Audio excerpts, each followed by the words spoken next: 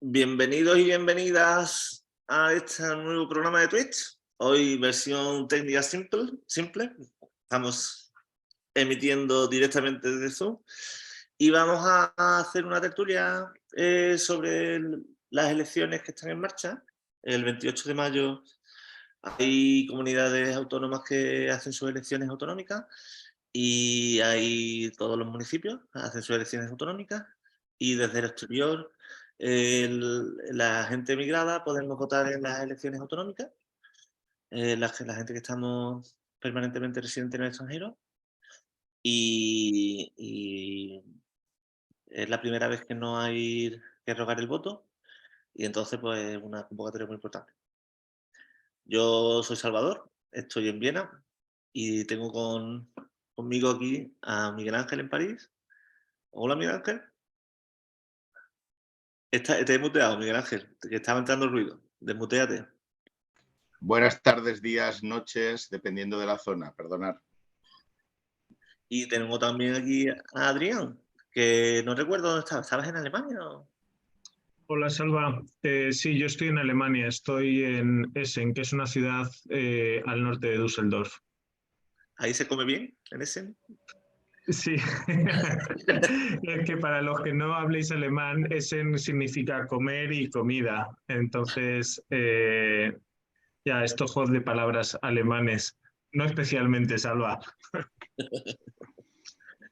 Bueno, pues os comento la dinámica. Tenemos este espacio que es Diáspora Española y si queréis participar os podéis venir al Zoom.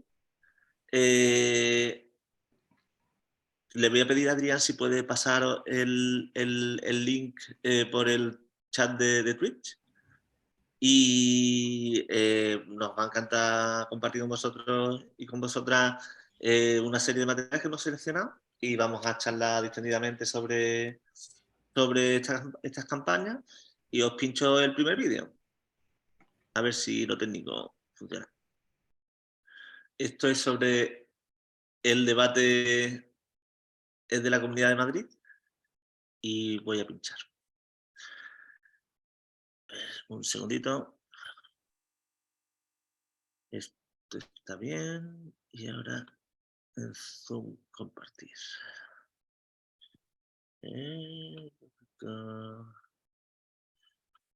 A ver.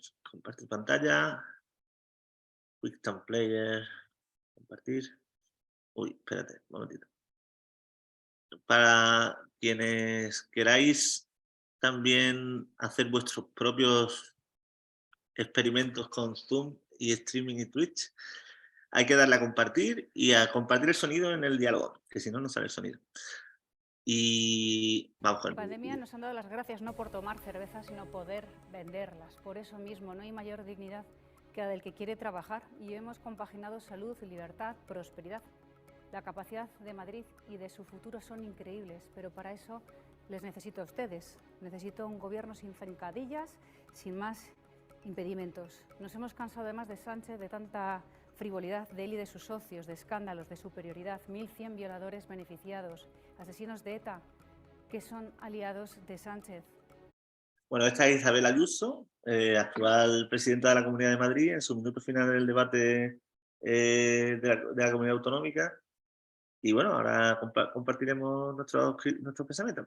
Muchos mayores nos dicen preocupados que no quieren vivir en un país de enfrentamientos y por eso yo no llamo a la contra, a las urnas, yo llamo a favor, llamo para ir a un Madrid mejor, un Madrid con ganas de Madrid con ganas. Y quiero darles a todos las gracias encarecidamente por su apoyo, por su confianza y por todo lo que hemos trabajado juntos en estos 4 años. Buenas noches y otra vez, muchas gracias. En pandemia nos han dado las gracias. Bueno, pues los debates entre candidato y candidata pues son casi el único momento donde podemos comparar. Le doy la bienvenida también a Francisco, desde Argentina. Buenas, Francisco. Hola, buenas tardes. ¿Qué tal? Aquí andamos. En un descanso de la embajada. Y como me sobraba tiempo, digo, voy a conectarme un poquito para participar en la medida de lo posible, claro. Qué guay. ¿Cómo está la participación en el voto en urna, en los consulados? Bueno, aquí la verdad es que ayer fue un día bastante majo en cuanto a participación. Se recibieron 223 votos de forma presencial y luego después se recibieron 1.500 votos por correo. Entre los votos que se analizaron por correo, de los que ayer tenían más o menos ya distribuidos, porque vienen todos amontonados, y anoche los que tenían distribuidos, prácticamente la gran mayoría de los que estaban votando eran en las comunidades de Madrid y en la comunidad asturiana. Era donde más gente estaba votando. Luego le seguía la comunidad de Cantabria, proporcionalmente con el número de habitantes, y luego a continuación Baleares y Canarias. Yo creo que es un poco las pautas de la emigración aquí, de la gente que está fuera, ¿no? En el consulado de Buenos Aires hay 70.000 personas de las distintas comunidades, no, 77.000, perdón, con derecho a voto, lo cual es bastante amplio, ¿no? Contando con que en el global son 185.000, o sea, solamente 70.000 son los que van a votar estas autonómicas, el resto lo compone la comunidad gallega, que no vota ahora, de País Vasco, catalana, que son comunidades que, bueno, Castilla y León, que son comunidades que no votan. Pero bueno, la participación ha sido bastante maja. Estuvimos hablando ayer con la embajadora, haciéndole un reportaje que saldrá mañana en la radio. Y bueno, la verdad es que ha sido para ellos un reto, era lo que decían, ¿no? De enfrentarse otra vez a esta nueva, contra la derogación del voto rogado, ¿no? Que ha sido como todo un reto y es como una prueba que están haciendo con respecto a las generales, pero en líneas generales es bastante bueno. Y también domingo también va bastante bien, la participación está en torno a los 200 votos presenciales, hoy no hay correo, todavía falta varias horas, son las 4 de la tarde, faltan 4 horas todavía, hasta las 8 está abierto, hoy no hay votos por correo, pero luego al final comentaré algo sobre los votos de correo que yo creo que va a ser suficientemente grave, por lo menos en estas latitudes de Argentina. Pues gracias, mira, acabamos de pinchar el primer vídeo, tenemos una selección de clips de vídeo que ha estado generosamente contribuyendo los miembros del equipo, especialmente Fran, y la mecánica va a ser ir pinchándolo y luego comentamos. Ahora mismo hemos escuchado un minuto de Ayuso donde nos ha mencionado varias cosas y bueno, no sé si debemos detenernos mucho en la compañera. Bueno, vamos a pincharla. A ver qué decir, la vamos parando. Si queréis que la paremos y que comentemos, me lo decís. A ver, vuelvo a Zoom, a compartir pantalla. Compartir sonido.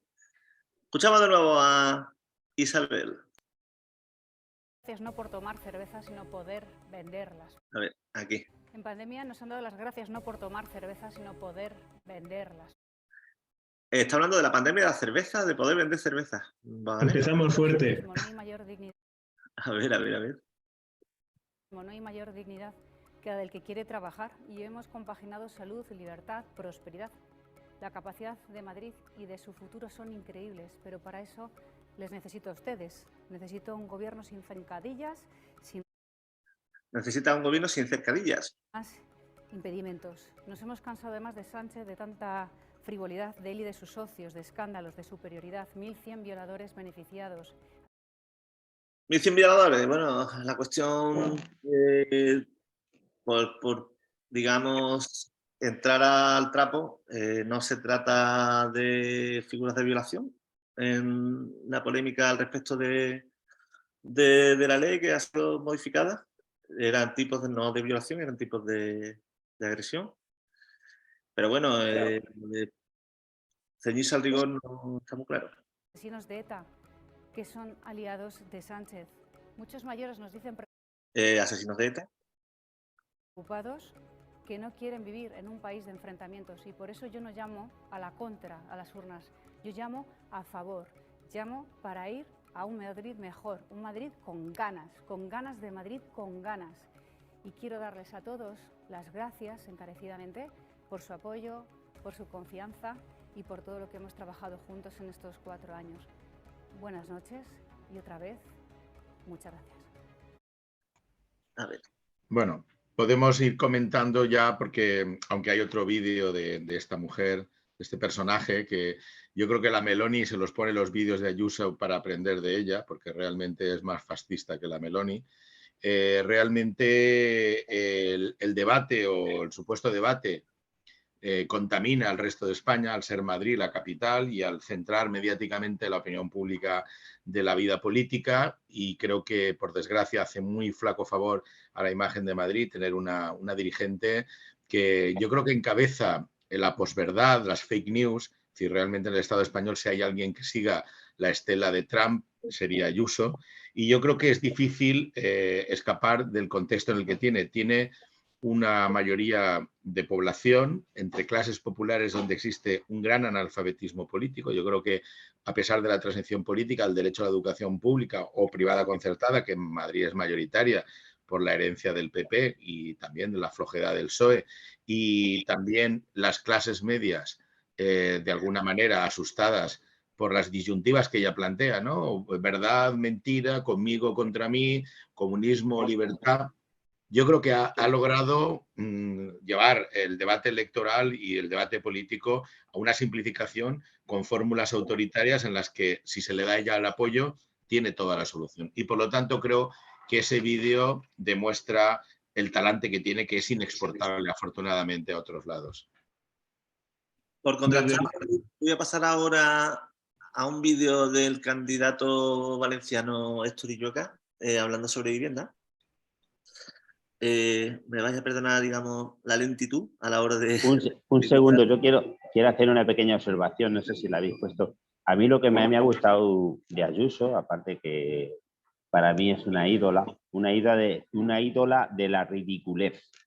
O sea, cuando se plantea que ella sí que defiende la ecología y que está a tope con la ecología y da una innovación, no sé si ha salido aquí, diciendo que para la ecología va a plantear que todos los madrileños pongan una maceta en cada balcón de Madrid para su aporte al medio ambiente y a la ecología. Yo creo que ya con eso está todo dicho. Qué clase de personaje, sobran las palabras.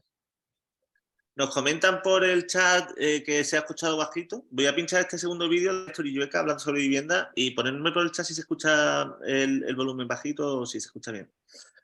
A ver, le doy. Lo que respecta a la política de vivienda, ya le he contestado antes sobre las promociones públicas acabadas, las que están en marcha y las que están por venir. Pero le digo todavía algo más. En esta legislatura, después de décadas sin adquirir una sola vivienda pública, hemos adquirido más de 1.300. Por cierto, con una herramienta muy importante, los derechos de tanteo y retracto, que ustedes recurrieron ante el Tribunal Constitucional.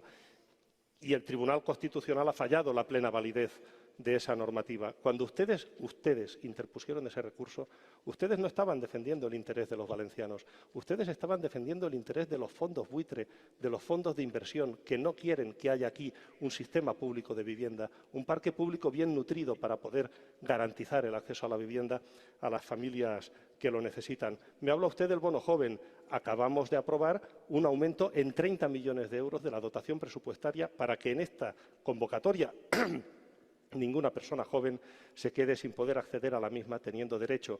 Ya dijimos que la dotación del ministerio que dirige el Partido Socialista era insuficiente y ahora muchos jóvenes van a poder beneficiarse. Y, por cierto, a propósito del Palacete el que le quiere poner usted a aquel señor en el Gobierno de la Generalitat Valenciana para liquidar nuestro autogobierno. Ese es el Palacete que quiere usted para la Comunidad Valenciana.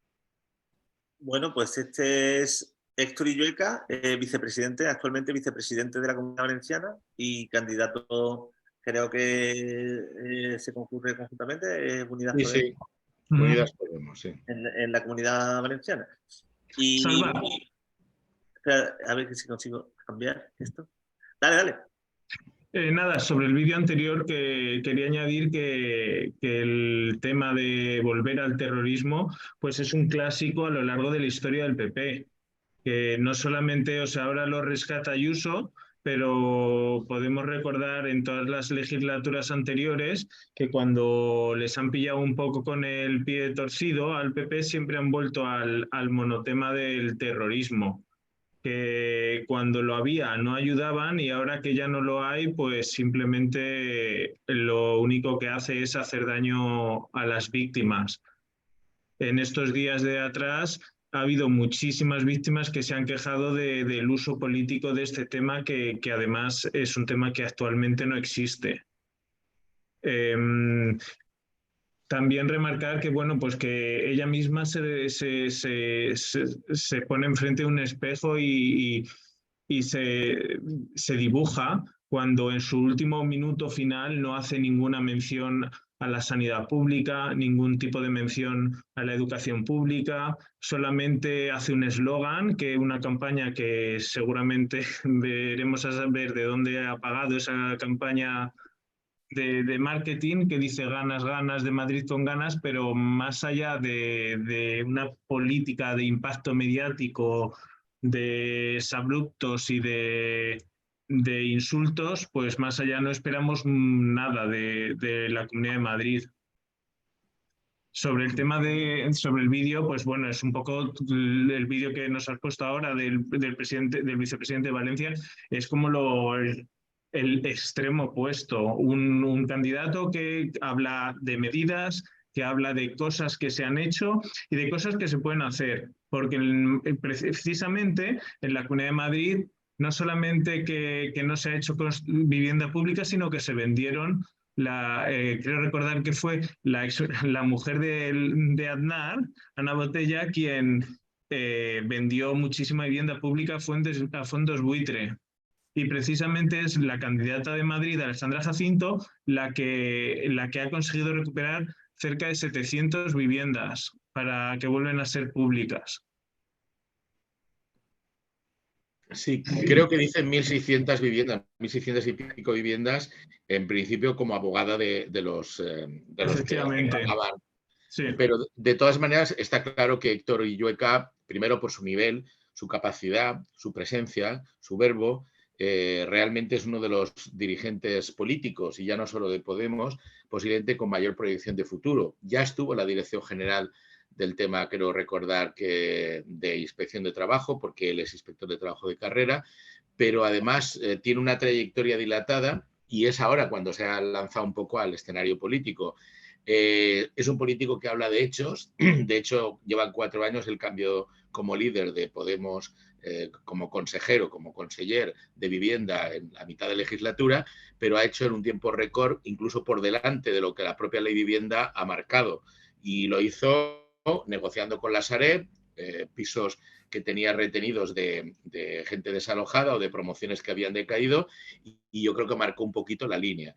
En este sentido, en el país valenciano creo que estamos recuperando intención de voto después de tanta campaña de desprestigio y de acoso mediático y judicial, y eso va a salvar el gobierno autonómico de la izquierda, del tripartito, que a su vez es un modelo de gobierno compartido, ya no de alianza o de coalición, sino de todas las fuerzas de la izquierda, con un solo proyecto: es garantizar los derechos y las libertades.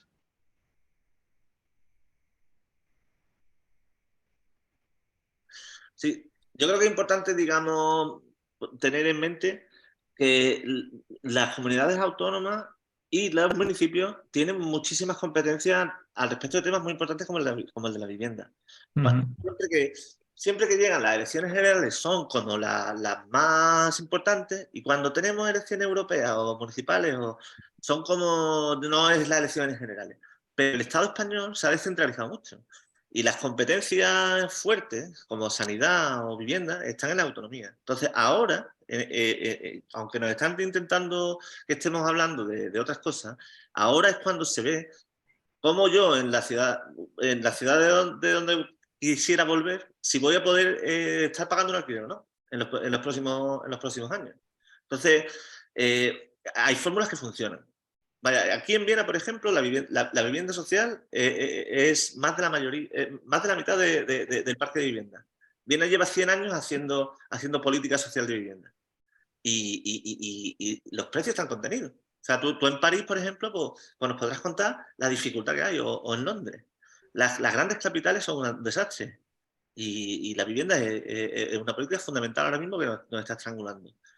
Y se puede hacer desde la política, se puede hacer que la gente tengamos, las mayorías sociales tengamos acceso a esa vida digna. Y no sé si queréis que pasemos a algún otro vídeo. No, yo quisiera añadir algo al respecto de... Me parece que lo que está haciendo Dilueca en Valencia está muy bien, bueno, en la Comunidad Valenciana, con respecto a la recuperación de todas esas viviendas del Sareb, pero me parece también, coincido contigo, Salva, que yo creo que tendrían que dotar tanto los ayuntamientos, en este caso, como las comunidades autónomas, de una vivienda pública que sirvan un poco de comodín para poder regular esos precios de alquiler que en muchísimas comunidades son muy abusivos, y que impiden que muchas familias humildes puedan tener acceso a una vivienda digna a un precio razonable, acorde con su nivel de vida, con su remuneración económica. Yo, por ejemplo, puedo comentar de gente que está retornando de Argentina a lo que es España, con una renta per cápita aquí muy baja con relación a lo que es ahora mismo España, y toda esta gente cuando está volviendo se encuentra con el hándicap de que no tiene unas viviendas asequibles para su situación económica, y en muchos casos los propios ayuntamientos no cuentan con un parque de viviendas públicas para poder gestionar estos reclamos, ¿no?, de esta gente que retorna o sin retornar, gente que con una disponibilidad económica la están pasando verdaderamente mal. Yo creo que es importante la aplicación de estas políticas de vivienda, que las comunidades autónomas, bueno, pues las lleven a efecto, inclusive que las mejoren, porque tienen esa posibilidad, porque son ellos los que tienen que gestionar estos temas, y yo creo que esa es la verdadera política de vivienda, y no, como ha contado Ayuso, 4 milongas aquí para el escaparate y terminando con la frase gana, gana, gana, que no se le ha olvidado todavía lo que es un marketing. Y yo creo que una cosa es marketing y otra cosa es realidad, y la realidad es que las comunidades autónomas tienen que estar a la altura de las circunstancias en los planteamientos de vivienda y los propios ayuntamientos, claro. Sobre lo que dice Francisco ahora, me gustaría remarcar que los planes de ordenación territorial dependen de los ayuntamientos. Entonces, la posibilidad que tiene el ayuntamiento es casi infinita en lo que se considera la gestión del suelo. Entonces, lo único que hace falta es más voluntad política. En todos los ayuntamientos hay un arquitecto municipal, hay empresas de construcción que son públicas, podría tirarse de ahí, o se podrían formar empresas de construcción públicas y podrían hacerse vivienda pública sin un coste, digamos, a precio de mercado, en el que hay muchos intereses, muchos intermediarios y muchos ganan entre medias. O sea, el tema de la vivienda pública es el tema clave para hacer que los precios del alquiler se regulen. Cuanto más oferta de vivienda pública haya, temporal, en la que las familias que necesitan puedan estar un tiempo adecuado hasta que puedan aspirar a otras cosas, es el elemento que va a reforzar y a atar que no haya un incremento brutal y que no se den esas situaciones tensionadas como las que se están dando en Madrid, Barcelona o las ciudades Baleares. Bueno, el tema de las Baleares y Islas Canarias ya es otro nivel, con todo el problema añadido que tiene del turismo. Sí, habría que decir que en la Comunidad Valenciana hay 500.000 viviendas vacías. Lo digo porque yo llevo a cabo una ruta contra el despilfarro de dinero público y la corrupción, y ahora mismo en Valencia ciudad hay 50.000 viviendas vacías. Es decir, que realmente cómo intervenir en el mercado de oferta y demanda cuando es un mercado salvaje, porque yo vivo en París y aquí es absolutamente casi imposible, excepto que hay un 30-31% de vivienda social respecto al total de vivienda, que está bien, pero a pesar de todo, pues no se puede evitar que la gente se gentrifique y se vaya a las afueras de la ciudad, porque es que hay una presión de demanda increíble respecto a la oferta que hay. Entonces, hay una dictadura inmobiliaria, y yo creo que tanto en Baleares como en Valencia, los dos gobiernos con coalición con Podemos dentro del gobierno autonómico están poniendo el punto importante, además para esta legislatura hay muchos proyectos, en limitar el tema de la compra de vivienda turística del uso de pisos para alquiler turístico y las inversiones extranjeras en compra de vivienda, que lo que hacen es limitar y aumentar los precios, limitar la compra de la gente de su propia vivienda, aumentando los precios, lógicamente. Yo creo que hay tantísimo que hacer porque llevamos tantas décadas, no años, décadas, sin haber hecho nada, ni el PSOE ni el PP, porque recordar que ambos compartían gran parte del negocio inmobiliario y cuando cayó todo el tema de la corrupción en el 2008-2011, digamos que los ayuntamientos que se financiaban de acuerdo al mercado inmobiliario especulativo, pues se dejaron de financiar. Vale. Pues tengo que dejar porque me han mandado un mensaje que tengo en la embajada los representantes, que hay un imprevisto ahí con el vicecanciller. Así que os tengo que dejar, lo siento. Un abrazo. Francisco López de Buenos Aires, un abrazo. Y ahí vale. A supervisar el proceso de votación, que sea limpio. Y sí, que tenemos aquí unos kilómetros de miedo. Bueno, luego ya os cuento. Chao, chao. Bueno, quiero voy añadir sobre esto un pequeño paréntesis, y es añadir que aquí en Alemania el precio de la vivienda de alquiler está regulado y no estamos gobernados por comunistas, extremistas, ni nada de eso. En ciudades como Düsseldorf o aquí en Essen, donde vivo, hay unos márgenes por metros cuadrados y eso, hay un límite en el que se puede alquilar la vivienda. Hay incentivos cuando alquilar para que tú, cuando haces la declaración de la renta, puedas desgravarte y para que la gente se anime a hacerlo, a alquilar. Pero no estamos gobernados por nada que haga peligrar el sistema en el que vivimos. Y se da, y se hace, y se puede. Voy a poner también a la candidata de Unidas Podemos de Madrid sobre el tema de vivienda de la Comunidad de Madrid, Alejandra Jacinto. A ver. Partir. Vale.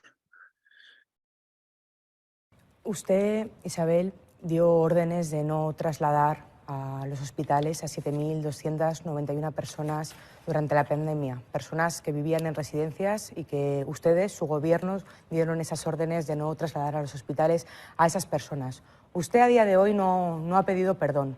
Su exconsejero de Políticas Sociales, el señor Alberto Reyero, lo está declarando en los tribunales y lo ha escrito también en este libro, Morirán de forma indigna. Usted ya no se puede esconder por más tiempo de la verdad.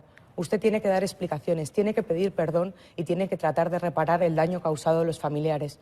Este es uno de los problemas más graves, este es uno de los hechos más demenciales que ha podido ocurrir durante esta legislatura y por eso, como no quiero que se siga escondiendo de la verdad, le quiero hacer entrega. No, se lo ruego, no me lo acerque, este gracias. libro. No, se lo agradezco, pero no, gracias, no invada mi espacio, gracias. Bueno, fíjese, señora Ayuso, hasta dónde llega su falta de empatía, su falta de ética, que incluso rechaza recoger este libro, Morirán de forma indigna, de su exconsejero de Políticas Sociales, Alberto Reyero, que, insisto, lo ha escrito en este libro, pero lo está también declarando en los tribunales. Hemos hecho más por la vivienda pública sin estar en el gobierno que ustedes. Hemos recuperado 1.721 viviendas que ustedes vendieron al fondo Goldman Sachs en el año 2013 y lo hemos recuperado porque los tribunales les han obligado a ustedes no querían, han puesto todo tipo de trabas, les han obligado a que esas viviendas vuelvan al patrimonio público. Usted, Isabel, 0 viviendas públicas y yo llevo ya 1.721. En realidad no llevan ustedes 0, en realidad llevan menos 600 viviendas, que son las viviendas que han hundido ustedes a los vecinos de San Fernando de Henares. Lo han hecho ustedes porque ustedes han preferido una chapuza con el señor Florentino Pérez, con su amigo Florentino Pérez, aquí está usted con él en el palco, es que un montón de familias en San Fernando de Henares han perdido sus vidas. La política de vivienda no la puede marcar idealista y la patronal inmobiliaria en compadre con el Partido Popular desde hace casi 30 años. Yo como Alejandra Jacinto, les aseguro que lo que vamos a hacer en la Comunidad de Madrid es aplicar la ley de vivienda estatal para que bajen los precios de los alquileres, es desde luego duplicar el número de viviendas públicas que existen en la Comunidad de Madrid hasta llegar a las 50.000, es crear también.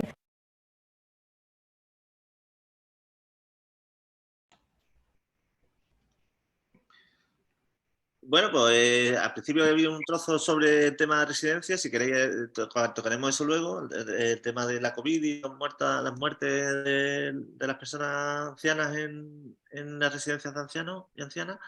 Pero vaya, por quedarnos en la cuestión de la vivienda, el retracto que ha comentado antes Héctor Illueca, el derecho de retracto y el derecho de tanteo, Si yo estoy alquilado, esto existía, yo voy a cumplir 50 años. Yo cuando era niño, en el centro de Málaga, enfrente del Mercado Central, el alquiler, pues tú estabas pagando pues, una parte bastante pequeña de tu renta. Era el sistema en los años 80, era que si a lo mejor tú ganabas 100, pues tú en tu alquiler normalmente pagabas 10 o 5. No era el bocado que se lleva ahora, que la gente está perdiendo el 30%, el 50% de su renta, de su sueldo, para poder pagar un alquiler, y subiendo. Esto no ha sido siempre así. Y había una cuestión que si tú eres un inquilino y tenías un contrato indefinido, si la propiedad del edificio donde tú vivías cambiaba de manos, si ese edificio de pronto de ser propietario Pepito lo compraba Isabel, pues había el derecho de tanteo y de retracto, que significa que primero el dueño anterior, Pepito, tenía que ofrecértelo a ti como inquilino. Y ahora tú dices, bueno, pues yo estoy viviendo aquí, llevo aquí todavía en mi casa, pues yo cojo y ¿qué vale la casa? 100.000 euros, venga, pues yo tengo prioridad. Primero lo compro yo, antes de que tú lo ofrecías. Y esto se quitó. Se quitó el derecho de tanteo y retracto, se quitó los alquileres indefinidos. Lo que era la vivienda, un parque de vivienda, una función social, se convirtió en una especulación. Y esto, lo mismo que ha ocurrido hace 30 años, se puede quitar. Se puede volver a que la vivienda sea una función social en vez de una burbuja. Y paso palabra. Quien quiera que entre. Bueno, yo creo que hay muchos aspectos en los que, digamos, la mentalidad neoliberal ha ido desmantelando lo que existía en los años 70, 80, ¿no? Evidentemente, digamos que los fondos buitres no solo están entrando en el mercado inmobiliario, haciéndose con gran parte de la vivienda que vacían o que desalojan o que compran en bloque, lo cual hace que muchas familias se vean alejadas de sus entornos sociales históricos, sino que también en los fondos de pensiones, estos fondos buitres, que también actúan los fondos de pensiones, están intentando que las pensiones públicas sean tan bajas, por ejemplo, aquí con la reforma de las pensiones en Francia, que ha soliviantado y ha sacado a la calle a millones de personas durante 2 meses y medio, que continuarán, es porque querían bajar las pensiones públicas a un mínimo y trabajar el máximo de años, e incluso el hecho de que si no trabajas 43 años vas a tener una pensión de mierda, con lo cual o tienes fondos de pensiones ya privados que puedas haciendo que favorecen esos fondos buitre y esos fondos de pensiones, o haces un plan de empresa, que hay muchas empresas que trabajan que ya te ofrecen un plan de empresa, es otro ahorro privado,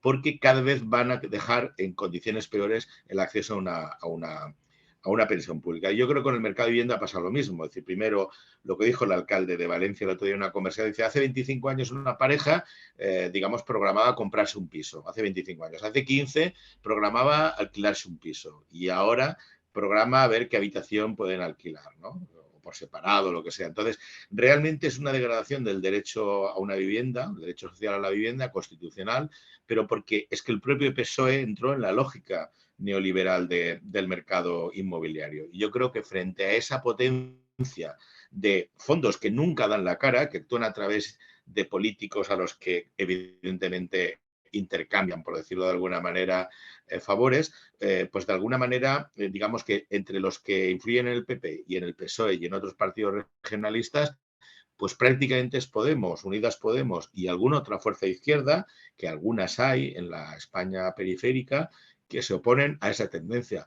Pero está jodido, ¿eh? Pues si no tenéis que entrar ahora mismo alguno urgentemente, pongo a Noemí Santana, candidata de Podemos Canarias, también hablando sobre el tema de vivienda. ¿O tenéis algo que queráis soltar antes? Meto a Noemí, ¿vale? Y bienvenido Guillermo, que se ha incorporado a la sala de eso. Si nos estáis escuchando y queréis veniros, os pasamos el link por el chat de Twitch. Veniros a la sala de Zoom. A ver si te estrenas, Guillermo. Te queremos oír, por lo menos. Bueno, pongo a Noemí. A ver si le doy al botón correcto.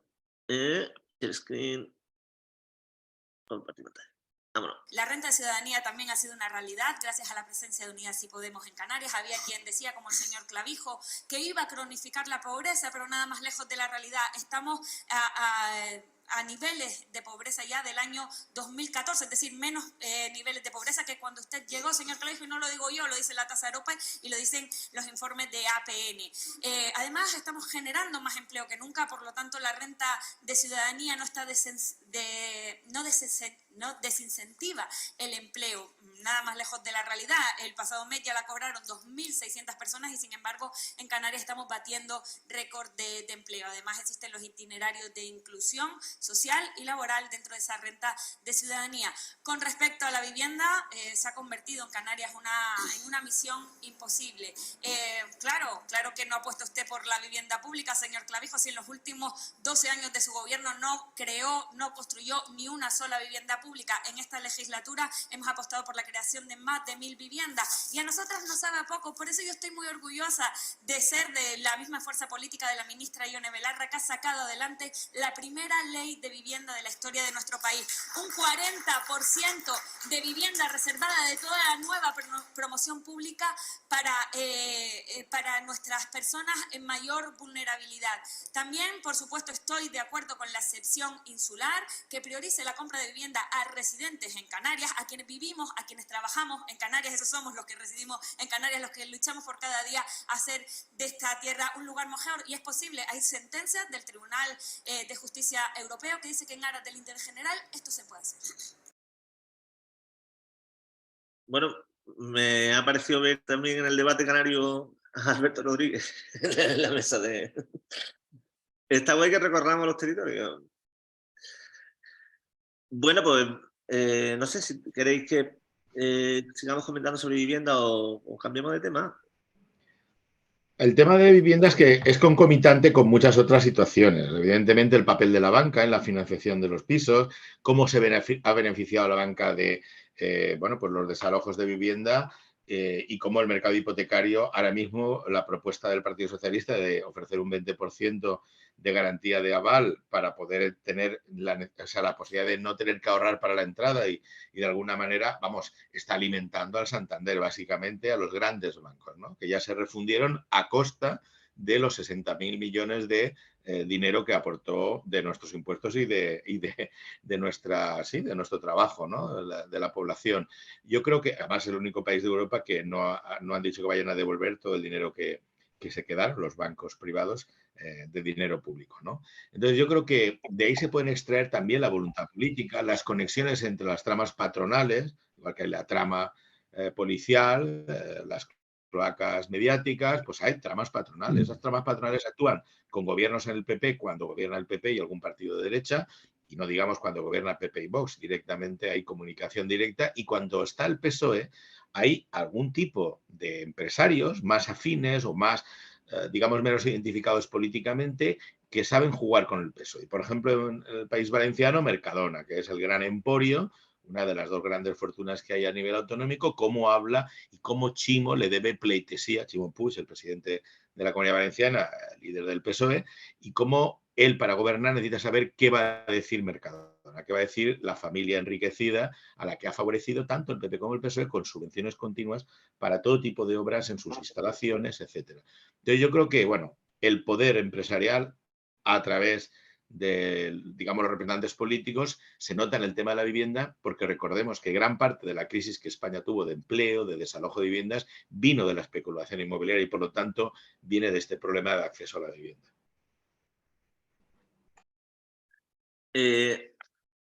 Tengo otro vídeo de Noemí Santana, candidata de Podemos en Canarias y vicepresidenta, creo, no, consejera de vivienda en las Islas Canarias.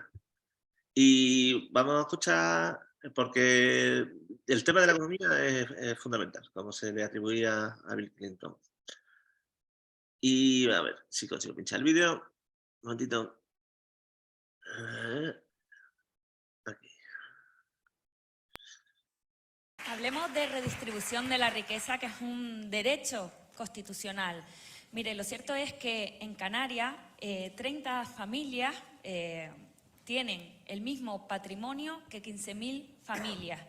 Eso no es justo a todas luces. Ustedes lo que proponen desde Coalición Canaria es bajar los impuestos. Yo he estado estudiando la propuesta que propone Coalición Canaria, la propuesta que propone el Partido Popular. Eso supondría ingresar 1.000 millones de euros menos para las arcas públicas de Canarias. ¿Por qué no le dicen a ustedes qué consecuencias va a tener eso? Va a ser menos dinero invertido en sanidad, menos dinero invertido en educación, menos dinero invertido en derechos sociales. Nosotros no queremos que vuelvan porque sabemos lo que supone que ustedes estén en el gobierno. Listas de espera interminables en dependencia, prestaciones que no llegan a las familias. Ahora tenemos protegidas a más familias que nunca. Cuando ustedes se fueron 5.500 protegidas, ahora, señor Clavijo, tenemos a más de 50.000, 10 veces más que ustedes. Por interpelación directa, yo creo. Dale, Adrián. Nada, bueno, comentar que Noemí Santana es la consejera de Derechos Sociales, Igualdad, Diversidad y Juventud en Canarias. Canarias, el tema de la vivienda es un tema complejo que se han despreocupado durante los últimos años, las últimas décadas diría, y que en el cual también está un poco mezclado con la especulación del turismo. Entonces, lo que comentan Noemí, que han promovido ya en esta última legislatura 1.000 viviendas públicas.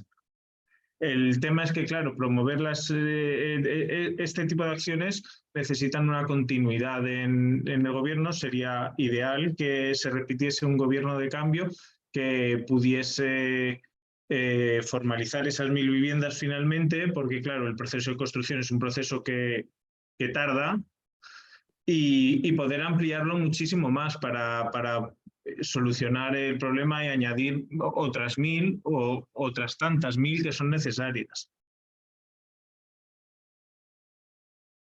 Pongo ahora cambio de tercio, me voy a Extremadura y pongo a Irene Miguel hablando de agricultura.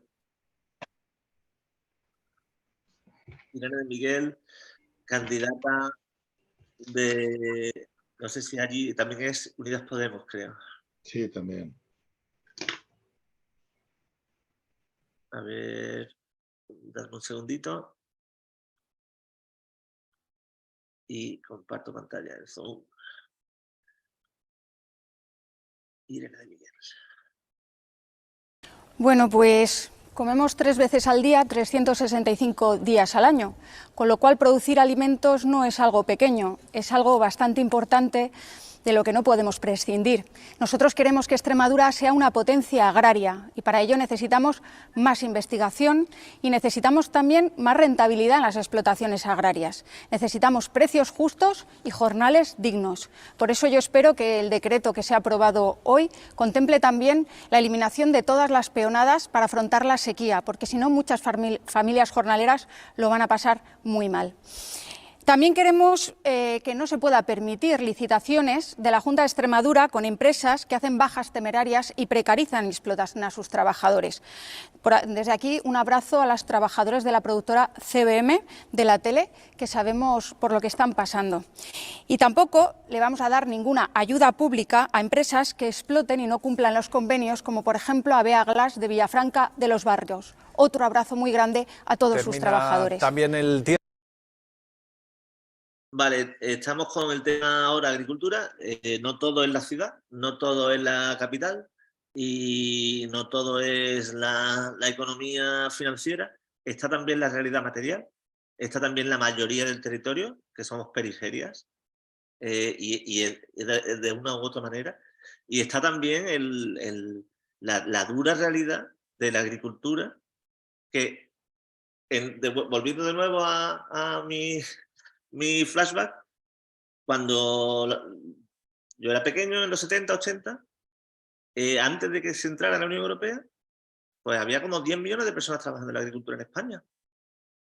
Y la negociación de entrada de la Unión Europea, pues el reparto de los territorios de la economía productiva, pues digamos, sacrificamos nuestra agricultura y nuestra pesca para entrar en la Unión Europea. para ser el turismo de Europa.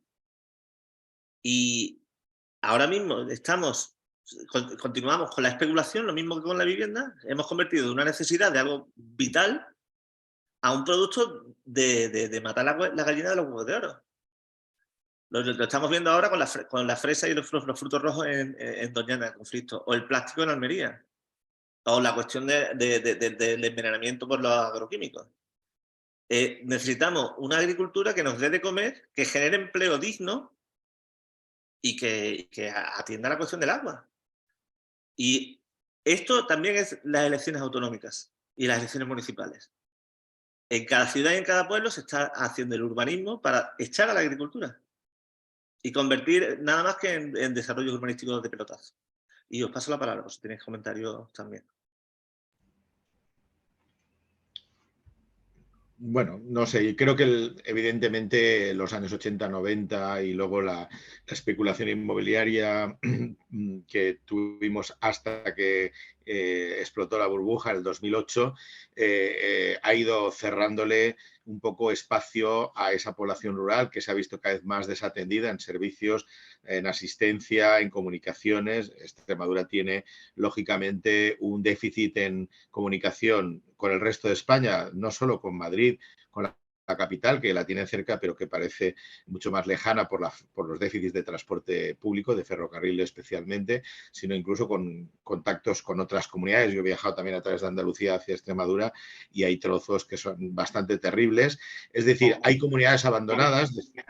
Las zonas rurales han sido muy abandonadas en Aragón, también en Castilla-La Mancha, y yo creo que esa aparición de candidaturas provinciales de gente que reivindica que también existe su provincia, Soria, Teruel, etcétera, es un poco un grito de alarma hacia esa dejadez. La pandemia revalorizó un poco la vida en las zonas rurales, pero yo creo que no ha cambiado. Básicamente los grandes negocios e intereses se mueven en las zonas urbanas, que es donde se mueven cantidades ingentes de dinero en grandes obras y en concesiones y en mercado de vivienda, y yo creo que parar ese modelo y planificar una economía y un desarrollo territorial más justo y equilibrado con criterios de sostenibilidad ecológica, que es lo que hace Irene de Miguel, que es la responsable de medio ambiente en Podemos, pues yo creo que es muy acertado. De hecho, tenía que apuntar también un detalle importante. Si hacemos balance de los resultados probables en estas elecciones del 28 de mayo,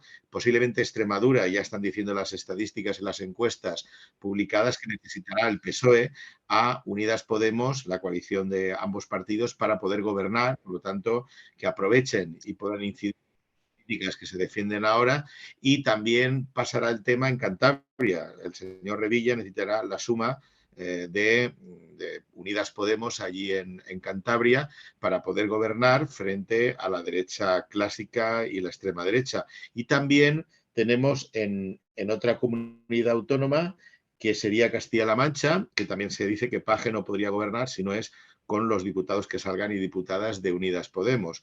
Por lo tanto, yo creo que son tres ejemplos, es decir, faltan otros casos en Navarra, en fin, hay otros sitios donde posiblemente, por supuesto, la Comunidad Valenciana, Baleares, Canarias, estamos viendo que las propuestas sociales desde el movimiento 15M, que de alguna manera pasaron a la política a través no solo de Podemos, sino también otros partidos que asumieron parte de las reivindicaciones del movimiento 15M, yo creo que están llegando a hacer políticas concretas que mejoran la vida de la gente. Y eso se ha demostrado a nivel estatal y se está demostrando en las comunidades autónomas. Y tengo que decir también, porque son datos, que de alguna manera los gobiernos donde ha participado Unidas Podemos han estado en varios ámbitos, concentrados en varias consejerías que dan derechos sociales.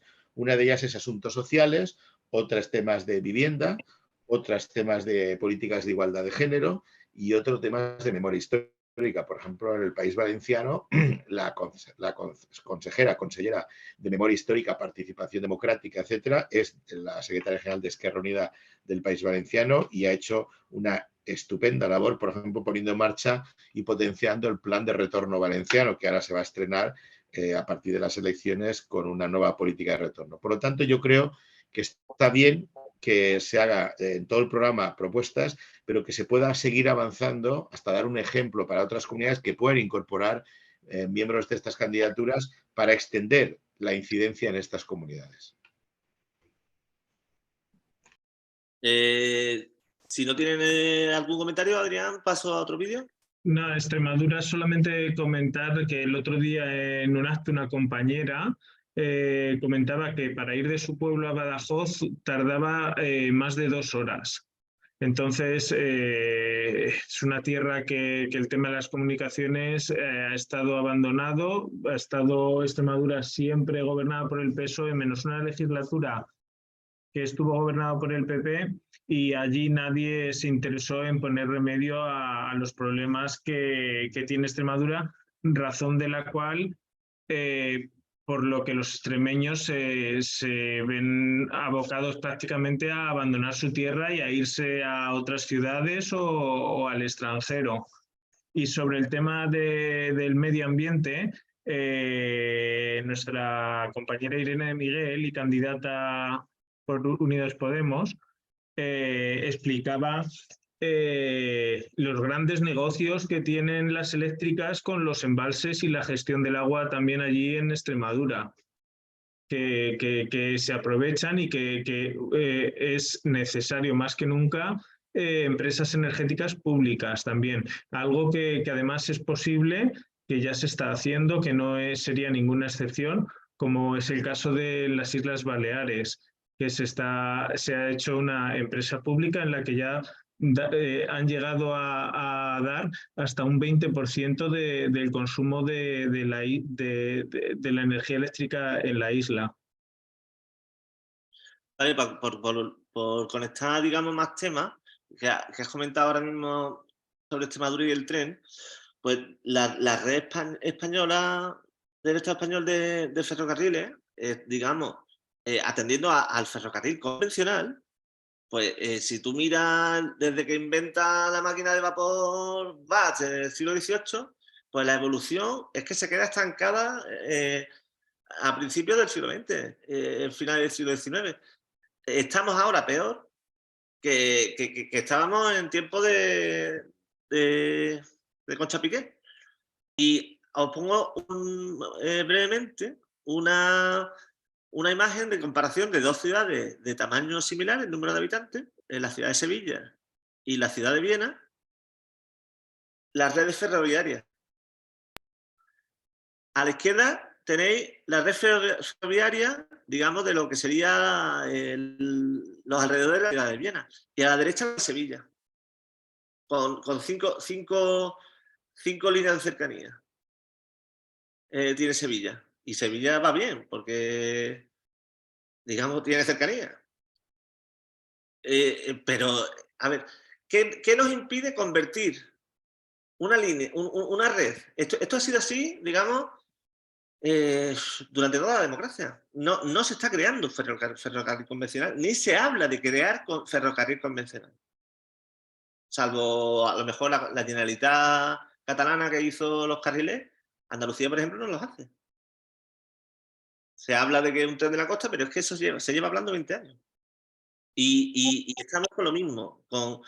¿Por qué no damos una calidad a todo el territorio? Que esto sería, por ejemplo, pues que la gente puede estar en las comarcas colindantes, pues a lo mejor llevando vidas dignas, pues ejerciendo por la labor de agricultura, por ejemplo. Y vamos a ver si tenéis algún comentario o ponemos algún otro vídeo. Ese es el mayor apoyo que se le puede dar a la España rural. Hablan de cómo hacer para impedir la despoblación. Claro, ¿cómo no va a haber despoblación si para ir a tu trabajo necesitas todos los días 1 hora y media en coche? Desde luego que la mayor ayuda que se podría hacer para favorecer la España rural sería el ejemplo que ha puesto Salva, un ejemplo súper ilustrativo que podría compararse con cualquier ciudad de aquí también de Alemania, que se parece mucho más a la imagen izquierda de la ciudad de Viena que a la ciudad de Sevilla. El tema ferroviario es un tema muy complicado. Yo tengo un compañero precisamente que ha sido el que ha diseñado la mayor parte de vías de entrada y de acceso y Obras del Ferrocarril en la Comunidad Valenciana. Era el responsable digamos, de planificar las obras y, bueno, pues lo que me cuenta son alucinantes. Es que en las empresas, la empresa estatal Renfe fue heredada del franquismo, es decir, una vez depuraron a todos los ferroviarios, entre ellos mi tío, concejal ferroviario, ingeniero ferroviario y concejal socialista del Ayuntamiento de Córdoba. A los 2 meses del golpe de Estado de Franco lo fusilaron. Ahí está en una lápida su nombre. Ellos se cargaron y depuraron a los ferroviarios, igual que a las maestras y a los maestros, y sobre eso hicieron una serie de concesiones a falangistas que entraron sin ningún tipo de idea ni mérito, y lo siento mucho, pero los sindicatos mayoritarios hicieron de continuidad el sindicalismo vertical y la privatización del ferrocarril, y igual que de otras empresas públicas como Telefónica y tal, se hizo sobre el visto bueno y la falta de resistencia de este tipo de sindicalismo oficial, ¿no? Y de hecho en Renfe esas mafias funcionan. Funcionan mafias en las que lo público no progresa, las plataformas del ferrocarril público no están precisamente financiadas ni potenciadas por demasiados partidos de izquierda y menos por el sindicalismo oficial. En general son sindicatos alternativos que tienen una independencia de esos grupos que se mueven de intereses, porque tener en cuenta que el ferrocarril se construye sobre terrenos que a lo mejor son terrenos privados que se expropian y ahí hay intereses. Si alguien va a hacer algo, pide un permiso para invadir una zona que está junto a la vía y que puede invadir el terreno que tiene la línea férrea de protección. Es decir, se mueven muchísimos intereses en obras públicas, en cualquier obra pública, y hay veces que el negocio de transporte terrestre invalida de alguna manera a esos empresarios, esas grandes empresas, y el sector del automóvil está por encima del desarrollo de zonas rurales, el desarrollo económico y la conexión. Yo creo que ese es un gran tema que, por desgracia, y acordaros del ministro socialista que puso Pedro Sánchez al principio, que por cierto era valenciano, era un mafioso valenciano, lo siento, que bueno, lo quitó de en medio en la última remodelación, y él era el que manejaba el tema de la inversión en transporte público, en ferrocarril, etcétera, ¿no? Luego vienen los accidentes ferroviarios en Galicia, en Valencia, en el metro, por falta de inversión en mantenimiento, ¿no? Yo creo que algún día se podrá hablar de las mafias que se mueven con las obras públicas en este país, porque desde luego cuando el PSOE ha gobernado en exclusiva no se puede hablar. Os pongo un vídeo sobre energía, que como estamos con todos los temas entrelazados, pues a ver el patrón que se comparte. A ver, Zoom, compartir pantalla. Gente que nos está viendo desde casa y que lleva ya un rato escuchándonos. Están oyendo por parte del resto de políticos de este debate, bueno, comparativas, agravios entre Madrid, el vecino, Zaragoza, los pueblos. ¿Y saben qué pasa? Que les están poniendo un dedo, les hacen que miren el dedo y con el dedo están tapando la luna. ¿Quién le roba de verdad a Aragón? A Aragón le roban de verdad las grandes empresas energéticas, las empresas de los supermercados, las empresas intermediarias son las que están cargándose la soberanía de nuestra tierra. Y no tanto Madrid como lo que pasa y estamos dejando que pase en Aragón. Aragón lleva años perdiendo soberanía energética y, por tanto, soberanía por culpa de un expolio. Somos ricos en el petróleo del siglo XXI y se lo están llevando en nuestra cara sin decir absolutamente nada. Para enriquecer a otras comunidades autónomas, yo aquí le quería preguntar al señor Azcón si se va a enfrentar a Ayuso y le va a decir que se ponga a los molinos ella en Gran Vía, porque es que en Madrid consumen nuestra energía. Es fundamental en Aragón que produzcamos de forma ordenada y, sobre todo, que la energía que se produzca en Aragón se quede en Aragón. Y para eso es clave una empresa pública de la energía. Sin invertir ni un euro, podríamos conseguir que 50.000 familias tuvieran gratis la electricidad, gracias a la reversión de los altos hidroeléctricos. Hay que poner en marcha un nuevo impuesto a las afecciones sobre el paisaje en los lugares donde se han desarrollado renovables y devolver ese impuesto. Y, sobre todo, hay que hacer lo que ya hemos hecho en el último decreto que se aprobó en este Gobierno, primar el consumo al margen de red eléctrica, el consumo propio, para abaratar un 30% la factura de la luz. Eso es apostar por Aragón y eso es aumentar nuestra soberanía. Le quedarán 40. Bueno, esta es Maru Díaz, candidata de Podemos Alianza Verde a la presidencia de Aragón. Y bueno, vemos el mismo patrón. Digamos, si en la vivienda lo que era un bien social se convierte en una fuente, digamos, de exprimir la vaca y, digamos, estrangular a la gente, para un parasitismo de extracción a gente de arriba, digamos, se lo llevan todo, pues que es la energía igual. Todos tenemos en la mente las imágenes de vaciar los pantanos cuando estaba la subida de los precios por la guerra de Ucrania al comienzo, la falta, digamos, de cualquier tipo de responsabilidad, la psicopatía de coger y vaciar los pantanos para enriquecerse. Y ahora que estamos con sequía, pues algo está ese agua.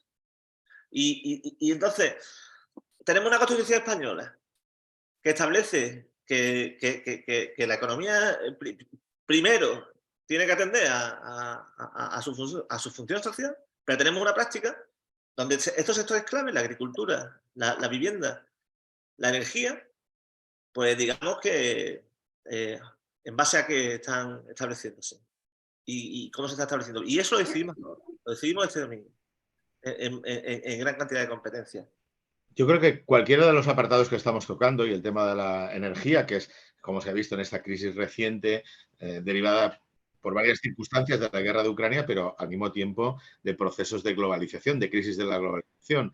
Yo creo que está claro que esos fondos, esas empresas que antes eran monopolios estatales, que luego se privatizaron y que hoy en día son las que marcan el precio de la luz y de la energía, han llegado también a dificultar la vida de las personas y de las familias. Y Aragón, precisamente, cuyo eslogan, por cierto, en los años 60 es Aragón tiene sed, yo me acuerdo de pequeño ir a los campamentos y ver las pintadas en las zonas rurales, tiene dos recursos. Tiene el recurso hidrológico que viene de todas las cuencas que vienen de los Pirineos, que tiene además proyectos de embalse que afortunadamente por oposición popular se han paralizado provisionalmente, y luego tiene la fuente energética que dice eólica, que tiene muchas zonas bastante desertificadas de zonas de Aragón y que está impactando en el paisaje y que es como quien dice el petróleo del siglo XX, ¿no? Del siglo XXI, perdón. Y está echando en cara que los que la consumen es como Colombia, que le echa en cara a Estados Unidos que el negocio de la droga no se puede cortar mientras consuman y sobreconsuman en Estados Unidos y que a ellos les hacen represión y les condenan a la pobreza y a la violencia, mientras que aquellos no cortan el consumo de droga. Pues pasa lo mismo, o sea, el exceso de consumo, un consumo y un despilfarro y la falta de medidas de transición energética por parte de Madrid, mientras que las zonas que podrían tener una soberanía de producción energética, que podrían tener empresa pública para garantizar esos mínimos, pues no tienen nada, pues porque hay partidos vergonzosamente, digamos, que ceden a las presiones de los lobbies energéticos, en este caso Endesa, etcétera, etcétera, de las familias que controlan el país, y a través del PSOE paralizan cualquier propuesta de empresa pública de energía. Menos en las zonas, ciudad de Barcelona, Baleares y tal, donde pues por una mayor conciencia ecológica o lo que sea, pues se han conseguido aprobar algunos proyectos iniciales. Yo creo que es interesante, pero lo más interesante es que en ese debate, si os dais cuenta, de 9 candidatos, solo hay una mujer, que es la de Unidas Podemos. Perdón, la de Podemos, en este caso, porque en Aragón no hay coalición. Es bochornoso. Si veis otra vez la imagen, veréis 8 tíos y una sola tía. Queremos invitar también aquí a las compañeras y a cualquier mujer de la audiencia a incorporarse a este Zoom o a futuros programas.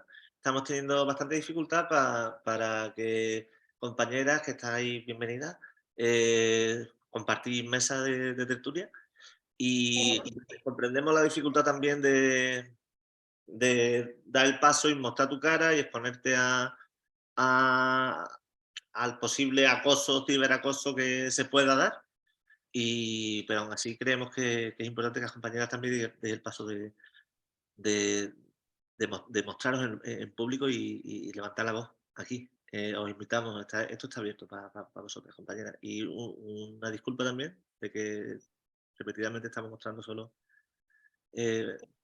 digamos, presencia de varones, pero no es por nuestra voluntad.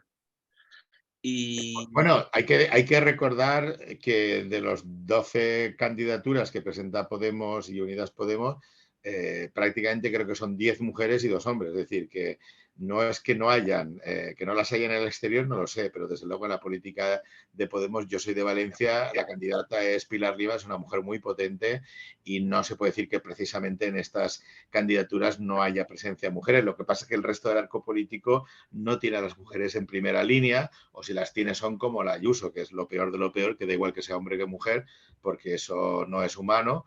Y respecto a la participación es abierta. Yo lo siento, ahí no estoy de acuerdo con que haya ningún ciberacoso ni nada. Es decir, en medios alternativos y en medios de información como este, eso es imposible porque hay varios filtros posibles y por lo tanto podrá ser cualquier otra circunstancia. Pero yo también, claro que las animo, pero es que no hace falta ni animar. Es decir, es que de partida el derecho es el mismo y ojalá puedan ellas también llevar a cabo programas propios para plantear sus cuestiones, porque de eso se trata. Esto es un medio compartido y hecho desde la base, por lo tanto, aquí no hay directivas de género. Sobre este tema, voy a rescatar un titular de la SER que dice lo siguiente, y es: las mujeres participan pero no lideran. El 30% son cabezas de lista en municipales y menos del 40% lo son en autonómicas. Es un titular de información, pero también es un poco de desinformación porque no hace no señala al caso de Podemos. Entonces esto se ha utilizado muy bien para decir, añadiendo un asterisco por Podemos, diciendo, excepto en Podemos, que las mujeres que van número 1 en las autonómicas son el 80%. Bueno, Guillermo tiene la palabra. Oh. Dale, por favor. Adelante. Buenas noches. Bueno, yo os estoy escuchando. Lo que pasa es que yo he tenido un día un poco agitado. Bueno, yo llevo los días bastante así. Y estoy un poco fatigado, pero vamos, os estoy escuchando. Y bueno, pues sí, en general estoy bastante de acuerdo con lo que se dice. Sí, se echan en falta aquí mujeres, es cierto, ¿no? ¿Qué pasa, no? Habrá que dar las cañas, ¿no? Pero bueno, he escuchado un poco más en general. Yo suelo estar muy de acuerdo con Miguel Ángel.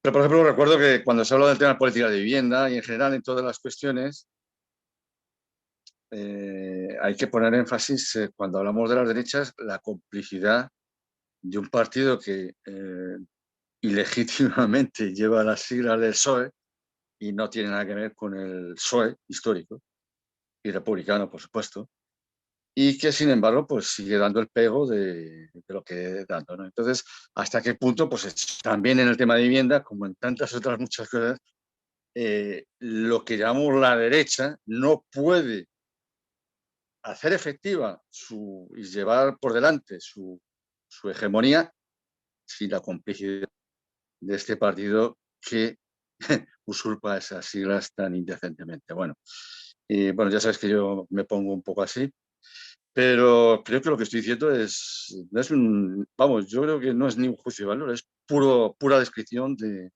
lo que lleva ocurriendo desde el Congreso de Suresnes, ¿no? Que es antes de la transición, ¿no?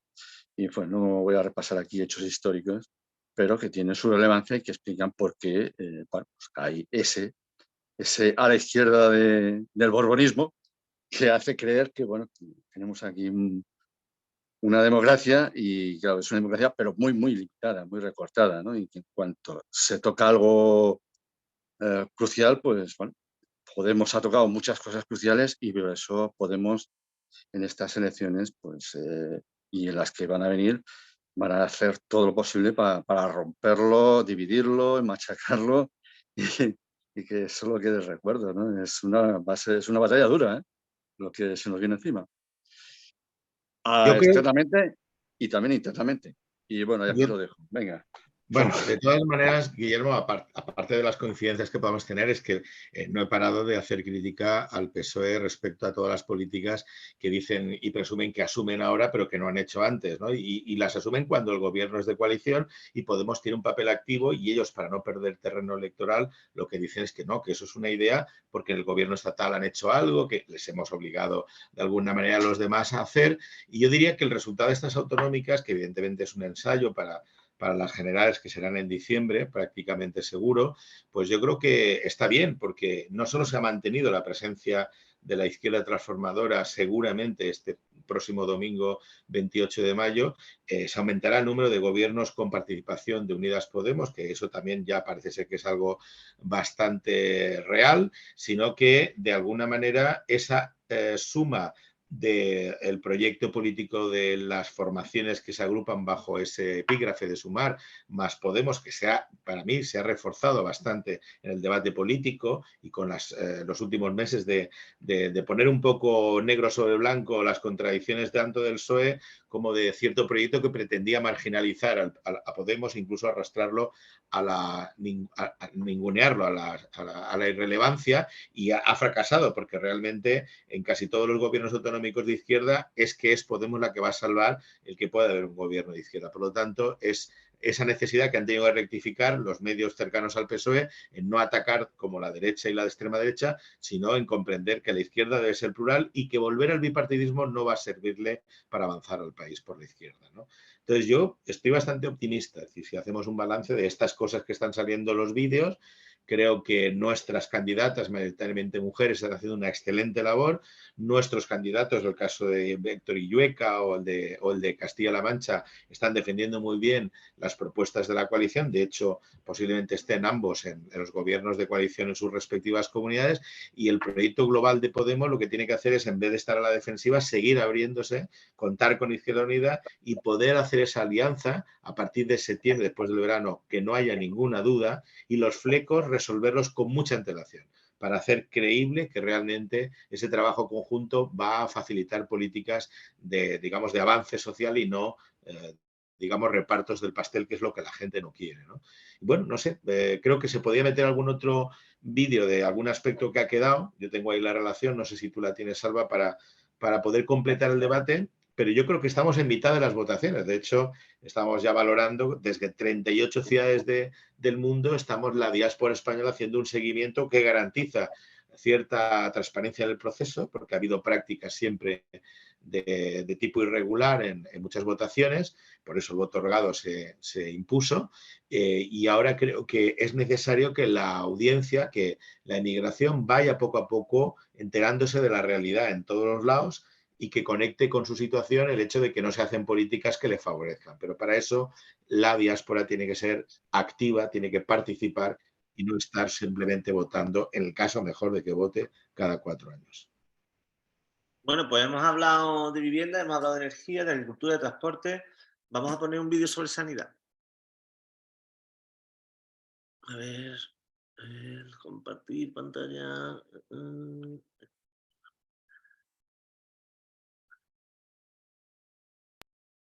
De nuevo, Héctor Illueca, candidato a la presidencia de la Comunidad Valenciana, por parte de las Podemos. Yo no sé si el señor Mazón ha visto la película El Padrino. Hay una escena memorable donde la mafia está repartiéndose la isla de Cuba mientras corta una tarta en pedazos. Bueno, eso es exactamente lo que hicieron ustedes con nuestra sanidad pública, señor Mazón. A unos les dieron las ambulancias, a otros las resonancias magnéticas, a otros las derivaciones a las clínicas privadas mediante conciertos que han costado una fortuna al erario público. Eso es lo que hicieron ustedes, señor Mazón, y siempre, siempre, siempre a sus amigos, con apellidos ilustres como de Rosa, como Concepción, como Gallardo. ¿Le suenan? Seguro que sí. Nosotros, desde luego, estamos muy alejados de ese modelo y no queremos que en ningún caso la salud de los valencianos y de las valencianas pueda ser un negocio. No podemos volver al pasado y tenemos una propuesta muy clara para mejorar la sanidad pública y para atender la legítima inquietud de la ciudadanía sobre la necesidad de una mejor gestión de nuestro sistema sanitario. En primer lugar, no se trata solo de incrementar un 1% el presupuesto total sanitario. Se trata de reforzar la atención primaria para alcanzar el 25% del total de la inversión sanitaria, como reclama la Organización Mundial de la Salud. Y eso, señor Mazón, son 800 millones de euros, que es bastante más de lo que usted propone, por cierto. En segundo lugar, hay que continuar el proceso de desprivatización y extenderlo a otras áreas. Sus políticas hicieron demasiado daño. Es verdad que cuesta mucho revertirlas, pero vamos a seguir perseverando y no tenga usted ninguna duda de que lo vamos a conseguir. Y, en tercer lugar, esta semana aparecía una noticia preocupante. Empieza a haber desabastecimiento en las farmacias y ya ha salido el lobby farmacéutico, Farmaindustria, la industria farmacéutica, diciendo que hay que subir los precios. ¿También ustedes les van a poner un palacete a la industria farmacéutica? ¿Por qué no impulsar desde la Generalitat una industria farmacéutica autóctona que sea capaz de elaborar los medicamentos básicos que nuestra ciudadanía necesita? capaz de garantizar la seguridad de la población en un aspecto tan crítico. Por lo tanto, mejorar la sanidad pública. Sí, nosotros sabemos cómo hacerlo y necesitamos fuerza.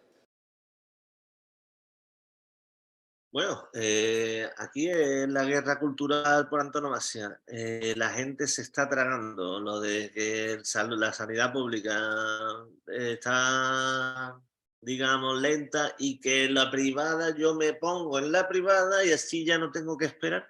Nos lo estamos comiendo entero. Y la gente está aplaudiendo que sí, el Hospital Quirón, que sí.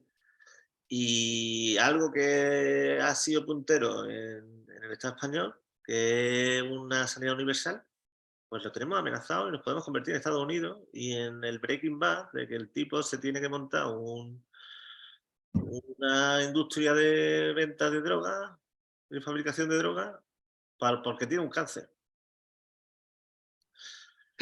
El tema de la sanidad es un poco que es la gallina de los huevos de oro, que aún no han, los empresarios aún no han podido meter completamente sus garras en el sistema español. Desde el extranjero no lo entienden, ¿no? Cuando en el extranjero el negocio de la sanidad es el primero, creo que por delante de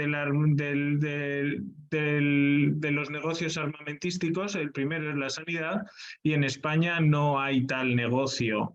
Entonces es en el que desde dentro los gobiernos de derechas y del PP, pues la estrategia es clara: deteriorar desde dentro el propio sistema sanitario público, alargar el tiempo de las listas, ir poco a poco deteriorando los servicios para así ir desplazando a los propios ciudadanos al sistema privado.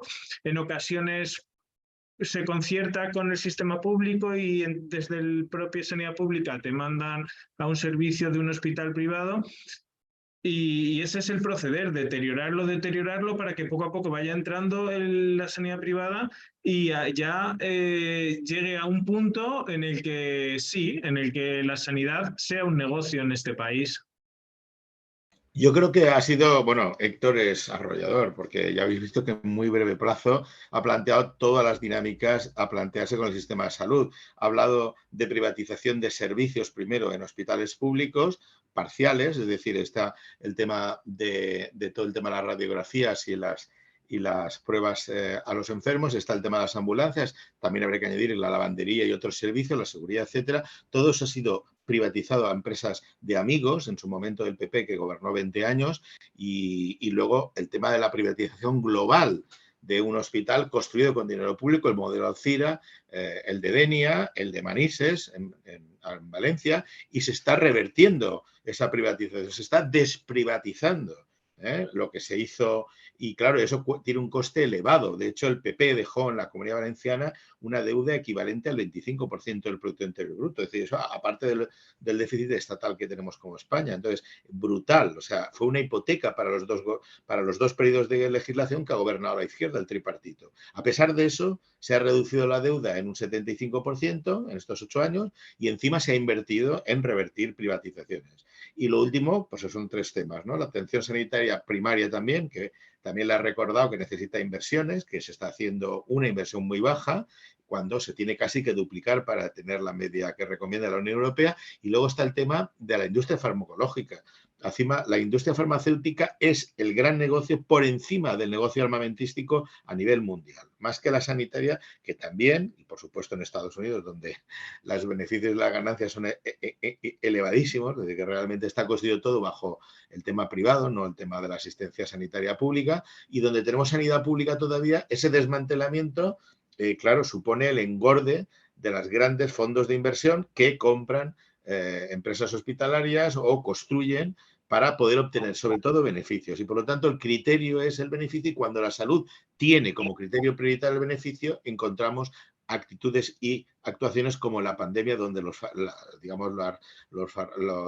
fármacos y las vacunas que podían parar esa pandemia, pues estaban en manos de concesiones y contratos multimillonarios que engordaron los beneficios de los accionistas de esas empresas multinacionales de varios de los países occidentales, Suiza, Estados Unidos, Canadá, Francia, etcétera, de una manera increíble, ¿no? Y que además no garantizaban que en otros países una pandemia que es mundial, pues pudieran parar el bicho, porque es que estaban siendo egoístas de una forma suicida, o sea, solamente amparaban a sus propias poblaciones cuando la movilidad, todo tuvo que pararse porque no podías ir a un país y no contagiarte y traerlo a tu propio país. Realmente yo creo que se debería haber aprendido más todavía de la crisis de la pandemia, de las crisis inmobiliarias, pero a ver qué grupos políticos se atreven a hacer frente al poder, pues como es el eslogan de Unidas Podemos, ¿no? De que con valentía, transformar, no solamente mejorar, sino transformar, es decir, las estructuras, la política en general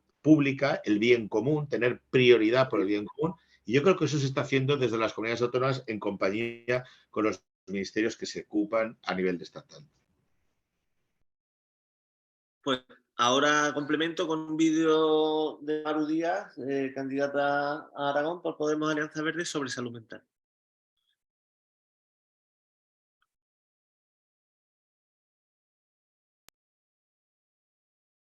Hablando todos y todas de sanidad, así que déjenme que les dé algunos nombres: Lorazepam, Diazepam, Valium, Orfidal. ¿En qué momento como sociedad hemos entendido que es normal vivir medicalizados? Esta es la pandemia silenciosa de nuestro tiempo, la salud mental. Tras la pandemia tenemos un país roto. El suicidio es la primera causa de mortalidad entre los jóvenes. Los trastornos de conducta alimentaria han subido un 40% desde la pandemia. Hay que poner medidas políticas para que la vida no duela tanto y para que proteger nuestra salud mental no sea una cuestión del privilegio de solo aquellos que se lo puedan pagar. Para eso es fundamental 3 claves. Por un lado, una ley autonómica de salud mental, tomarnos en serio la salud mental. Por otro lado, aumentar los especialistas, los psicólogos en los centros médicos, también en el medio rural, un psicólogo en cada comarca que pueda atender, y sobre todo ir a los colegios y a los institutos aumentando las ratios de psicólogos y de orientadores en los colegios. No pueden ir nuestros niños al cole con miedo por culpa del bullying y del acoso escolar. Pues esto es el tipo de cosas a lo que la cosa pública se puede dedicar. Si la mayor causa de muerte entre los jóvenes y las jóvenes es el suicidio, pues digamos, con el esfuerzo de cada persona trabajadora que contribuye con sus impuestos al bien común, pues se puede tener un sistema de salud mental pública que en cada comarca tenga un psicólogo o psicóloga que, si tú estás atravesando una época difícil, pues pueda recibir una atención que no sea que el teléfono no coge o que no hay nadie o que están desbordados. Cualquier infraestructura social que aborde el dolor, el daño, pues es a lo que tenemos que dedicar los recursos públicos. ¿Y a qué se está dedicando ahora los recursos públicos? ¿A qué se está proponiendo que se dediquen los recursos públicos? Aparte de decir de quitar los impuestos. Y quedan unos pocos vídeos más. Lo que pasa es que llevamos ya 1 hora y media. No sé cómo tenéis el cuerpo, Adrián, Miguel Ángel y Guillermo. ¿Estamos un ratillo más o queréis...? Hay un vídeo que podrías poner de Castilla-La Mancha, de Paje, que me gustaría poder comentarlo. Así, quería decir que algo me quedó pendiente antes de algo que comentó Miguel Ángel sobre Castilla-La Mancha, que el compañero José Luis García Gascón va a ser un elemento clave para poder hacer un gobierno distinto en Castilla-La Mancha. Allí tenemos a Paje, que teniendo a Paje, pues ¿para qué hace falta un PP, no? Porque creo que la parte más extrema, más derecha de lo que hay en el PSOE, y creo que el papel que va a jugar José Luis García Gascón va a ser clave para un cambio real en Castilla-La Mancha. Pongo a Paje, ¿no? Pongo a Paje el clip del vídeo de Paje, primero. Sí. Escuchemos, para reírnos o llorar de Paje. escuchemos a Paje, para que tengamos representado también otros partidos. A ver, compartir. Esto. Es este. Emiliano García Paje. Y el otro, claro, yo junto me quedé con mis hijos, les hablo de todo, les pregunto de todo, pero no me atrevo nunca a preguntarles que cómo les va la cosa sentimental. Si es que los llaman así sentimental ahora, que yo creo que la cosa es más clara ahora, más directa, es menos sentimental y más otra cosa, pero bueno, no me atrevo. Todavía mi hijo sí, porque mi hijo es de esos de raza pero a la chica no le pregunto yo, ¿no? Pero a veces he pensado, y digo, por las tardes, noches, cuando duermo, digo, mi hija, a ver cuándo se echa, ya ha tenido novios, pero bueno, pero decidió estudiar antes que empezó por las clases teóricas. Yo se lo digo siempre, tú estudias el cuerpo humano en medicina, pero las prácticas las hace tu hermano. Digo, y le decía, y yo digo, cuando pienso, digo, a ver, mi hija que se eche una buena gente, una persona de esas que se pueda fiar toda la vida, que llegue a casa, y que no tenga que mirar nunca por el retrovisor y no sé qué. Digo, bueno, no sé, pero cuando mi hija le dé por tener así novio, fijaros si le tengo cariño, si le quiero, que me encantaría que mi hija se echara una cosa así parecida a Pablo Bellido. A Pablo Bellido.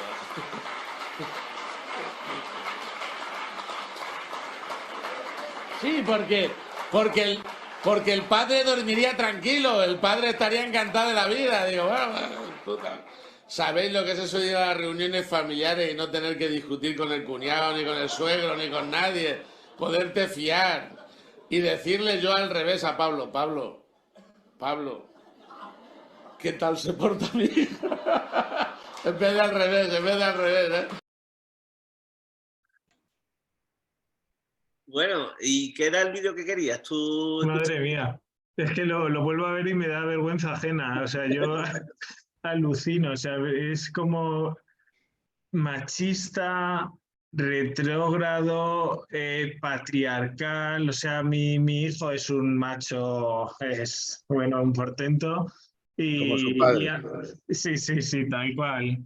Y a mi hija que encuentre un novio bueno, que tal, que bueno, es que es como... a mí me preocupó el pensar, claro, yo pensé, digo, eso es una ocurrencia, ¿no? Del momento o piensa así. O sea, por un lado piensa que los castellano-manchegos son así y hace eso en un acto para ganar votos, o al contrario, no sé qué es peor, si pensar que tu pueblo es de esta manera, tu país, o realmente eres tú el que dices lo que piensas. No, desde luego que no piensa lo que dices, sino que dice lo que piensas. Y ahí es cuando entramos en el problema de la sociedad. Claro que es necesaria una educación sexual, como las leyes que hemos estado promoviendo desde el Ministerio de Igualdad, cuando hay gente en esos lugares de responsabilidad, que en esos lugares tan altos, presidente de una comunidad autónoma, que piensa eso y que dice esas barbaridades. Es increíble, es deleznable. Yo lo estaba viviendo y es que de verdad que es que me da vergüenza ajena y pienso que este señor vive hace 2 siglos. En el franquismo. Este señor vive en el franquismo.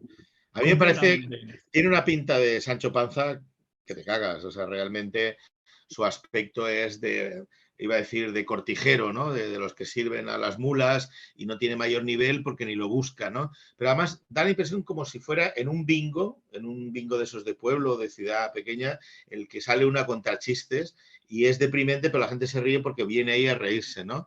Entonces, es una imagen, es decir, que la altura que tiene él, comparado con cualquier político mínimamente enterado y con un nivel de expresión, es que es realmente de juzgado de guardia. Es decir, este hombre, si no estuvieran para allí, porque la derecha es Cospedal, y acordaros de la Cospedal, que era la de los sobres, lo de los pagos ha diferido, ¿no? Del Bárcenas, o sea, la de que redujo el tamaño, creo que era del Parlamento regional, la de que la privatización absoluta, la de que su marido tenía intereses con...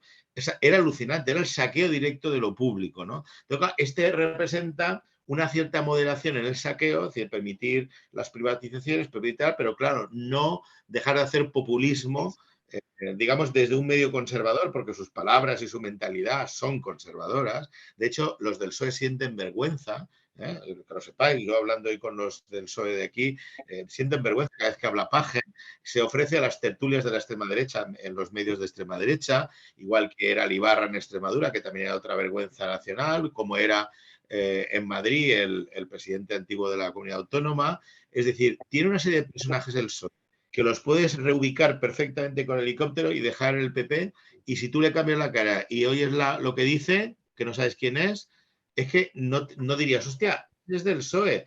O sea, es deprimente. Y el PSOE tiene ese sector de varones instalado, igual que en Aragón, igual que en Castilla-La Mancha, justamente, igual que en Extremadura, etcétera, en las zonas más rurales, donde no hay debate político, donde la educación no ha garantizado unas personas críticas a través del mecanismo. Yo soy profesor de política educativa y sé que en gran parte está bien la extensión de la educación pública y, por cierto, la privada concertada ganó terreno en muchas zonas, no en las zonas más rurales, evidentemente, pero hay un cierto fracaso porque la gente no entiende lo que lee. Y luego el otro mecanismo de socialización, de desculturalización, que son los medios de comunicación, lo que han hecho es todavía, digamos, perpetuar más los estereotipos, los clichés tradicionales y no acabar de hacer debates que puedan hacer que la población escuche otras opiniones. Imaginaos en Castilla-La Mancha lo que escuchan, ¿no?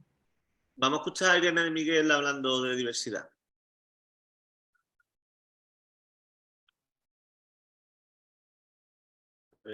Compartir pantalla.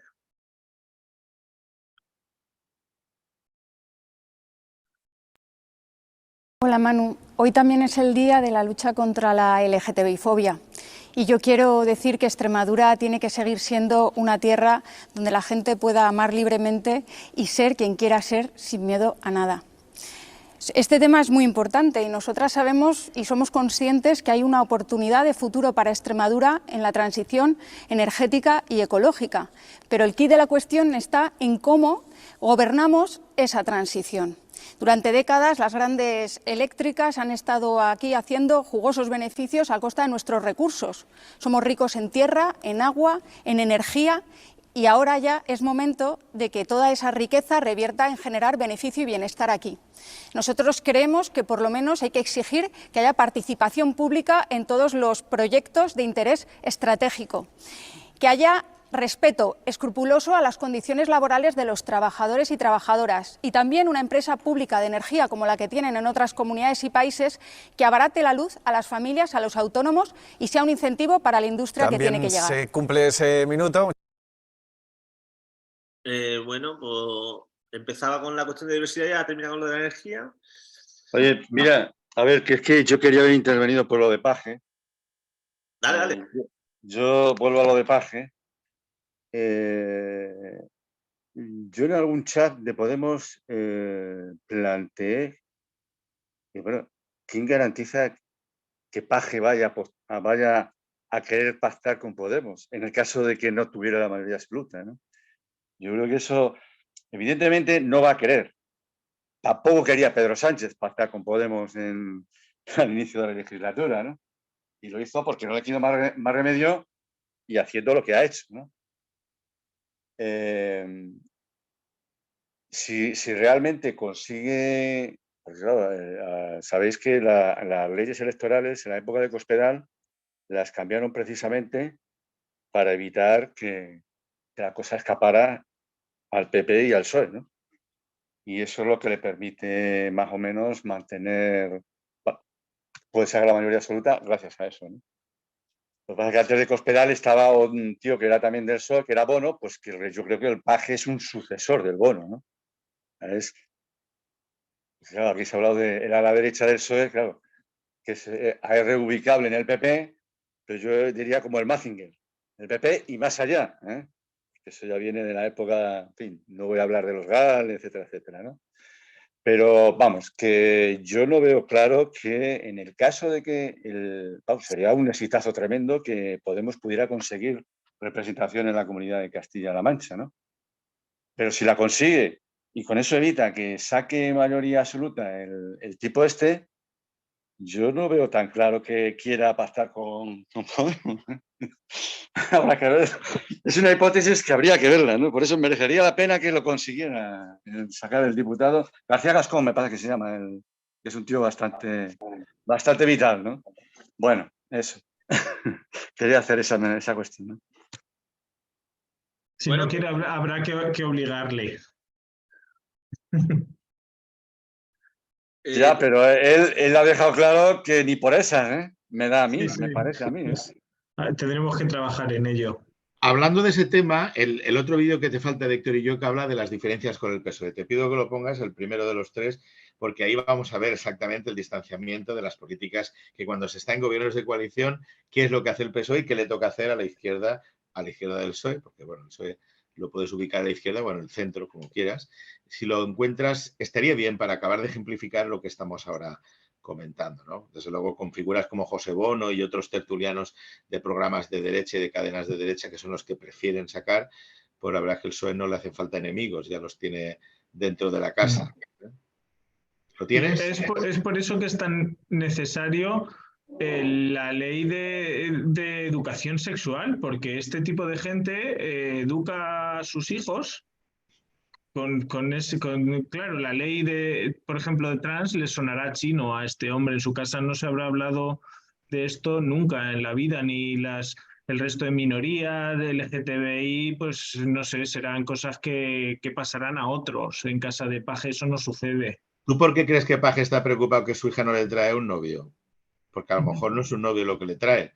Y entonces le está poniendo a parir, se lo está poniendo difícil para decir, oye, pórtate bien, que, en fin, saldrás mal parada. O sea, lo del acoso, digamos, en los colegios y el bullying y otras bromas de otro tipo, tiene mucho que ver con esto, la mentalidad de los padres. Claro. Y los hijos la reproducen. Yo soy profesor y educador de infantil y no te quepa ninguna duda que cuando conoces a los padres te das cuenta del problema del niño. El niño dice, ¿por qué le pasa? ¿Por qué hace esto? ¿No? Y conoces a los padres y dices, que está claro cómo va el niño a responder de otra manera. Entonces me imagino sus hijos lo que tendrían que decir de lo que dice el padre. Eso sí que sería para ponerlo en un programa. No tendremos la suerte. Luego esto para hacer la gracieta final, ¿no? Para que se case con uno como tú, con mi candidato a la alcaldía, ¿no? Un poco me recordaba a Berlusconi, que dijo algo así, yo porque es mi hija, ¿no? Que si no me casaría con ella. Un poco esas actitudes de, madre mía, de todo lo que pensábamos que habíamos superado en este país, pero no. Y por eso es necesario los movimientos del orgullo gay, por eso es necesario seguir luchando porque aún no es una sociedad moderna la que tenemos en España, lamentablemente. Creo que he encontrado el vídeo. A ver si... ¿Ya lo has encontrado? Vale, pues creo que es interesante, sí. ¿Por qué quiero ser presidente? Yo creo que es fundamental que haya una correlación de fuerzas distinta dentro del Consell de la Generalitat favorable a la alternativa al Partido Socialista. Nosotros hemos constatado cada día en nuestra acción de gobierno las limitaciones que supone gobernar con el Partido Socialista en muchísimos ámbitos. Cuando hemos hablado de renovables, cuando hemos hablado de reforma fiscal, cuando hemos hablado de vivienda, hemos constatado que cada vez que se pone sobre la mesa del Consell una medida, un avance que choca con las estructuras de poder, con los intereses creados de grupos muy poderosos, encontramos una resistencia feroz del Partido Socialista y por eso necesitamos una nueva correlación de fuerzas. Bueno, pues no sé si queréis que vayamos cerrando. Bueno, esto lo único que quiere decir es que cuando el gobierno del PSOE es de mayoría absoluta, no hay ninguna esperanza de que cumplan el programa electoral, de que lo hagan como habían dicho, sino a lo mejor distorsionando lo que habían dicho hacia intereses determinados, y que cuando hay un gobierno tripartito de varios partidos de izquierda que obligan al PSOE a comportarse, se consigue que el producto final y resultante de todo, pero con una proporción de correlación de fuerzas casi de 1 a 1, en el sentido de que el PSOE tiene una parte y la suma de las otras 4 partidos de izquierda, pues son 3 que hay en Compromís más Podemos, o incluso si es Unidas Podemos 5, pueden obligar al PSOE a hacer política realmente, cumplir el programa electoral que llevan, ¿no? Que llevan ellos mismos. Y cuando hay un programa de gobierno conjunto, como es el caso del gobierno nacional, intentar que cumplan una parte importante, ¿no? Y ahí es donde está el tema, quemarse con ellos o tener un pacto, entre comillas, que les obligue y que, por otra parte, salvaguarde áreas en donde se pueda avanzar y que se demuestre que en donde hasta el PSOE no solo no se ha avanzado, sino que han intentado que no se avance en las competencias que llevan otras consellerías o consejerías que llevan los partidos de izquierda. Yo creo que la experiencia ya de 8 años, desde que se rompió el bipartidismo, ya debería tener una cierta evaluación y ahora cuando acaben las elecciones debería hacerse para no volver a cometer los mismos errores y para imponerle al PSOE condiciones para llegar a acuerdos de gobierno, porque está claro que es la antesala de las elecciones generales, pero tampoco hay que consentir que el PSOE, digamos, incumpla los acuerdos cuando se compromete o ningunea a las fuerzas de izquierda para garantizarse su continuidad. Adrián, ¿tiene algunas últimas reflexiones? Sí, comentar que sobre todo lo que dice Miguel Ángel, que desde luego que lo peor que le puede pasar a España, afortunadamente parece que no estamos en esas, es que los gobiernos de mayoría absoluta. Eso afortunadamente ya ha cambiado, ya tenemos unas cuantas legislaturas en las que eso no pasa, en las que hay gobiernos de coalición y el efecto Podemos se ha notado en unas políticas más que avanzan en derechos, que avanzan en justicia social, y en esas estamos y eso es lo que vamos a conseguir. Bueno, yo creo que con el recuento, bueno, con el despliegue que estamos llevando a cabo en distintas, por personas de candidaturas de la izquierda transformadora en 24 países y que prácticamente abarcan al 90% de la residencia de la migración española en 38 capitales y grandes ciudades del mundo, yo creo que estamos también intentando que se respeten y se tengan en cuenta digamos, la situación y los proyectos vitales migratorios de una parte de la población española, que teóricamente la Constitución tiene el derecho a tener una igualdad de trato y de derechos, ¿no? Y en ese sentido, pues bueno, a la gente que escuche este programa en diferido, como dice la candidata, la política del PP, los pagos en diferido o bien en directo, yo creo que debe de tomar participación, porque esta construcción, que acabará una fase electoral en las elecciones generales en diciembre, es la recuperación de lo que ha estado secuestrado durante 11 años a través del voto rogado, de la voz popular, ¿no? de la inmigración. Y creo que estos medios de comunicación deben de servir para conectar unas realidades con otras y ver que los problemas son los mismos y que las soluciones solo pueden ser colectivas.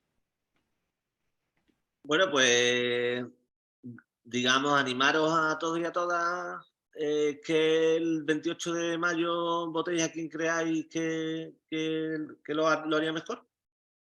Y especialmente desde la diáspora, la gente que estamos fuera del Estado español y a lo mejor quisiéramos volver y tener un sitio donde volver y que allí hubiera condiciones para una vida digna y tenemos ese vínculo emocional todavía. Queremos que la gente que tenemos allí lo mejor para nuestra gente. Entonces, ahora es el momento en estas facetas importantes de poder que tienen las comunidades autónomas, de hacer nuestra aportación. Y el gran logro que hemos conseguido de restablecer las condiciones para poder votar, eliminar burocracias que nos estaban constriñendo, pues que ahora demostremos que la inmigración también tenemos una voz política. Y también ofreceros a todos y a todas esta plataforma que se llama Diáspora Española desde todas partes. Hoy hemos estado desde Buenos Aires, desde Essen, Alemania, desde París, desde Viena, y nos estamos reuniendo todos los domingos, estamos emitiendo todos los domingos a las 21 horas de hora peninsular española, y ofreceros a todos y a todas que os incorporéis a la producción de contenido y que la creación de sentido común está a nuestro alcance. con la realidad tecnológica. Y con esto cerramos. Y un beso desde Viena y muchas gracias Miguel Ángel, muchas gracias Adrián. Guillermo desde Bruselas, que también ha estado y se ha incorporado. Solo quería matizar una cosa, porque en su momento es que no quería interrumpir. Lo que decía Adrián del Berlusconi español, bueno, era un tal Jesús y Gil, que de vez en cuando soltaba que su hija le había dicho tal. Que por cierto, el Jesús Gil no tenía malas relaciones con el Felipe González. De hecho, salió en su tiempo que realmente él entendía que era una manera de debilitar al PSOE. En fin, bueno, era por matizar. El tal Jesús y Gil, precursor de las Ayusos y demás. Bueno, venga, buenas noches. Y ahí sigue la alcaldía de Marbella. Ahí sigue la alcaldía de Marbella también con chapoteo. Bueno, a ver si este 28 de mayo en la provincia de Málaga también se produce una dignificación. Adrián, dinos. Nada, muchas gracias y muy bueno el aporte, ¿no? Que crear conciencia y crear juicios de progreso es posible. Así que nada, muchas gracias y hasta la próxima. Y también agradecer a la compañera Tatiana y a alguna otra persona que ha estado recopilando los vídeos, una labor increíble que nos permite llevar a cabo formatos diferentes, como pueden ser otro tipo de debates o, por ejemplo, hoy con el apoyo audiovisual de estos suculentos vídeos y otros que teníamos guardados, pero que si queremos comentar no hay tiempo de pasar. El domingo que viene seguramente haremos una retransmisión histórica en la que desde todos los puntos que podamos haremos recogida de reportería en directo, si es posible en algún caso, y grabaciones de cómo han sido los cierres en los colegios electorales y también de la península en las comunidades autónomas para las que son las votaciones, que esperemos tener colaboración de gente que podamos aquí traer al programa. Por lo tanto, un saludo y hasta la semana que viene. Chao.